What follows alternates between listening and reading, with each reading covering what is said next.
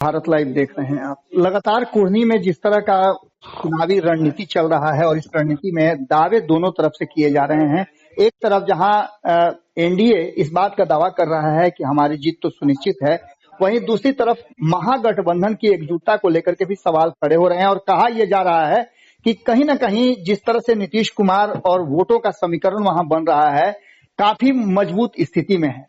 पिछली बार भी आपने देखा होगा कि महागठबंधन के उम्मीदवार हालांकि उस समय राष्ट्रीय जनता दल के थे, लेकिन अब जो स्थिति है उसमें भारतीय जनता पार्टी कई तरह के आरोप लगा रही है नीतीश कुमार पर और कह रही है कि अति पिछड़ों को उन्होंने कहीं न कहीं दरकिनार कर दिया है। इस सारे मामले को लेकर के हमारी जीत सुनिश्चित होगी। इन्हीं सब विषयों पर कुढ़नी के कई बूथों के प्रभारी हैं, उनसे बातचीत हमारी हो रही है और अखिलेश सिंह से हम ये जानना चाहेंगे कि आखिर कुढ़नी में समीकरण क्या बन रहा है।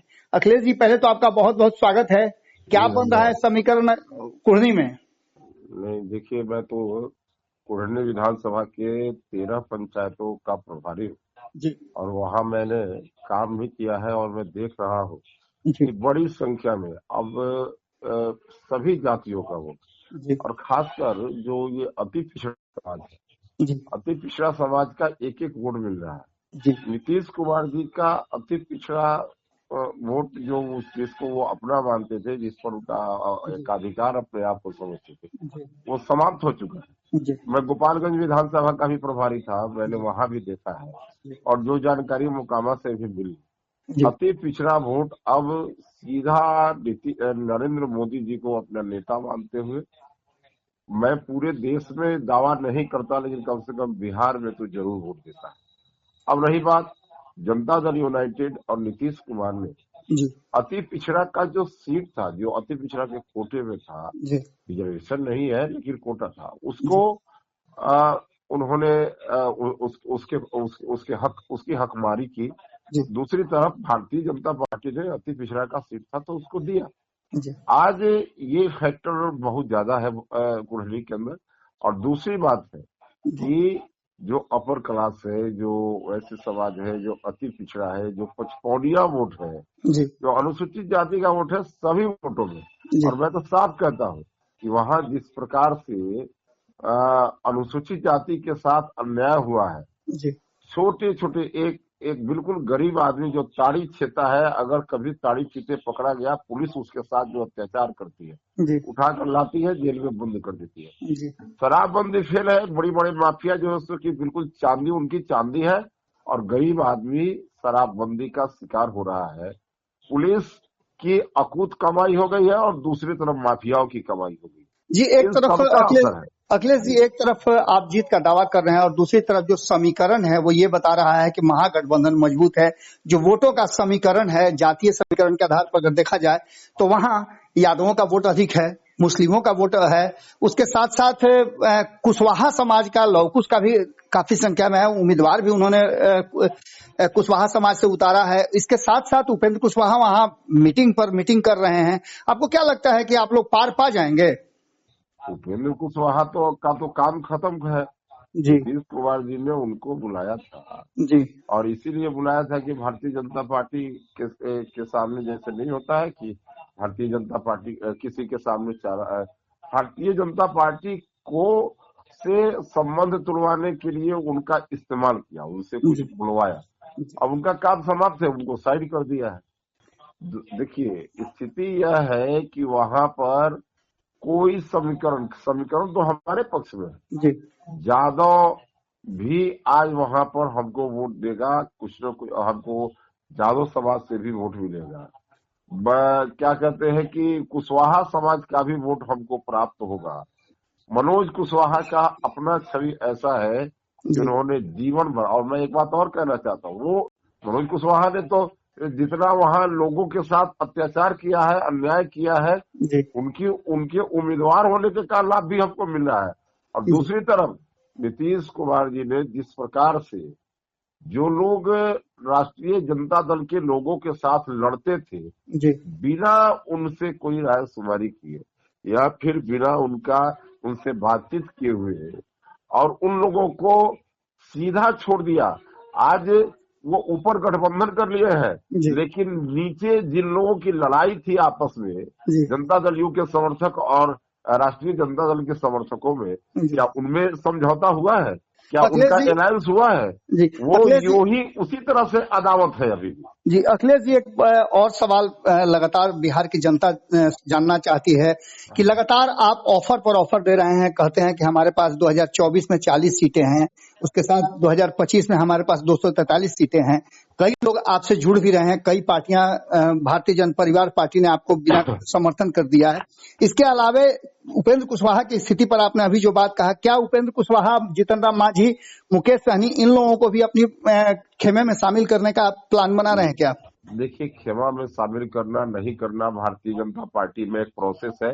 हमारा राष्ट्रीय नेतृत्व है, हमारा संसदीय वोट है, बिहार के प्रभारी है, वो लोग करते हैं और वक्त आएगा तो करेंगे भी। लेकिन एक बात तो स्पष्ट हो गया है कि जहां राष्ट्रीय जनता दल ने किसी की प्रतिष्ठा नहीं रहने दी, किसी का इज्जत नहीं रहने दिया, उसके पार्टी के अंदर जो सीनियर नेता थे उनकी भी इज्जत नहीं रहने दी, और इन सब लोग, और नीतीश कुमार जी ये कुर्सी के लालच में वहां जाकर के समझौता कर लिए। अब सवाल उठता है कि समझौता करने के बाद उनके साथ जो लोग थे उनका स्वाभिमान सुरक्षित है कि नहीं है, उनका राजनीति सुरक्षित है कि नहीं है, उनका जो इंटरेस्ट है वो कंप्लीट हो रहा है कि नहीं हो रहा है। ये तो जब निश्चित रूप से वो भी अपने इंटरेस्ट को देखेंगे ये छोटे दल। लेकिन मेरी यह समझदारी है, और लोग जो घटनाएं हैं, जो घटनाक्रम है, वो ये बात बता रहे हैं कि ये सारे छोटे दल आज जो लोग, जीतन राम मांझी एक पुराने नेता है, बिहार में उनकी एक पहचान है, और पिछले दिनों उनके जो बयान आए हैं, उपेंद्र कुशवाहा जिस तरह से साइड हुए हैं, जिस तरह से इन लोगों के साथ वहां पर हो रहा है, और नीतीश कुमार जी बिल्कुल ही आज अपने स्वार्थ में, अपने कुर्सी के स्वार्थ में, बिहार की जनता, अपने कार्यकर्ता, अपने पार्टी, अपने इलाही, सबको उन लोगों ने भ्रष्टाचारियों, उपद्रवियों, और जिनका आधार जातिवाद और संप्रदायवाद पर के कारण आधार संप्रदायवाद रहा है, ऐसे राष्ट्रीय जनता दल जो वंशवाद की प्रतीक है, उनके सामने उनके चारा के रूप में इन सबको डाल दिया है, जो आज अपने आप को असहज महसूस कर रहे हैं, जिसका परिणाम है कि यह कुनबा बिल्कुल असहज है, ये कुनबा ढंग से नहीं चल रहा है। और इसलिए कब क्या हो जाए, कब कैसी सूचना आपको मिल जाए जो बिहार के लिए एक खबर बने, देश के लिए एक खबर बने, ये नहीं कहा जा सकता है। अखिलेश जी, मेरा अंतिम सवाल होगा, लगातार बहुत सारी राजनीतिक चीजों को आप बहुत नजदीक से देखते हैं, उस पर आप गहन अध्ययन भी करते हैं, आपकी बातें लगभग सत्य तक पहुंचती भी हैं। इन्हीं बातों में हम आपसे अंतिम प्रश्न जानना चाहेंगे कि जिस तरह से आप बता रहे हैं कि भारतीय जनता पार्टी ने सबके लिए दरवाजे खोल के रखे हैं, तो क्या आपको लगता है कि नीतीश कुमार और लालू प्रसाद की पार्टी राष्ट्रीय जनता दल के अलावा जो भी आपके यहाँ आएंगे उनके लिए आपके दरवाजे खुले हैं? देखिए, एक बात तो तय है कि 2024-25 आते आते जनता दल यूनाइटेड नाम की कोई वस्तु, कोई पार्टी देश के अंदर नहीं रह जाएगी, और निश्चित रूप से यह पार्टी समाप्त हो जाने वाली पार्टी। तो उपेंद्र कुशवाहा क्या करेंगे?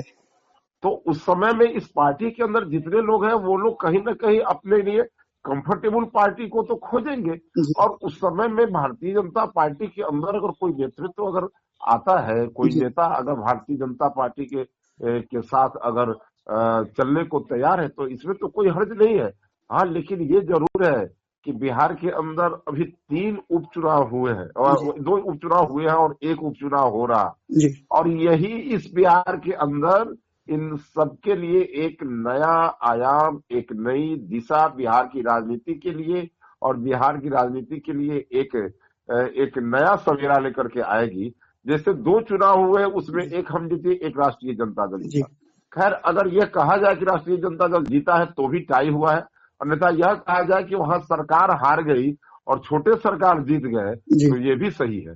लेकिन अगर 1-1 से बराबरी भी है तो कुढ़न्नी के फाइनल मैच को हम जीतकर और इसके बाद देश के अंदर जो एक नया नैरेटिव चलाए थे नीतीश कुमार की हमें प्रधानमंत्री के उम्मीदवार होंगे, ये जो घटते क्रम में बहुत तेजी से आगे बढ़ रहे हैं, 100 से ऊपर से 43 पर आ गए हैं।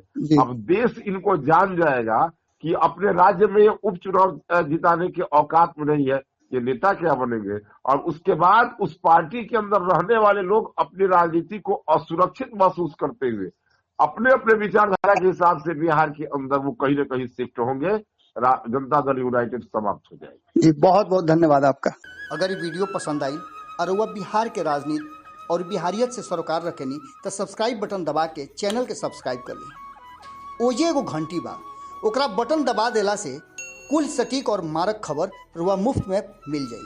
अगर रुआ पत्रकारिता के हमनी के नया प्रयोग में सहयोग कर चाहतानी तो ज्वाइन बटन दबा दी। पेटीएम नंबर नोट कर ली 9386816700। धन्यवाद।